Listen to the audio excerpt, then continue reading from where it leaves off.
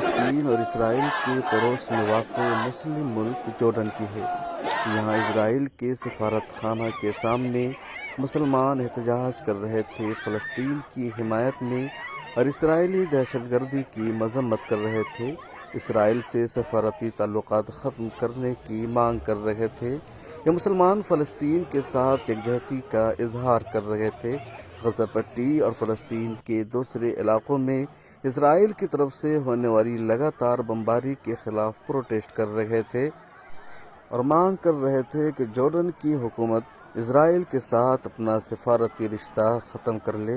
लेकिन जुल्म इन मुजाहिरीन पर यह हुआ कि पुलिस ने इन पर हमला कर दिया, लाठी चार्ज किया, आंसू गैस के गोले दागे गए और हर एक को पकड़ करके गिरफ्तार कर लिया गया।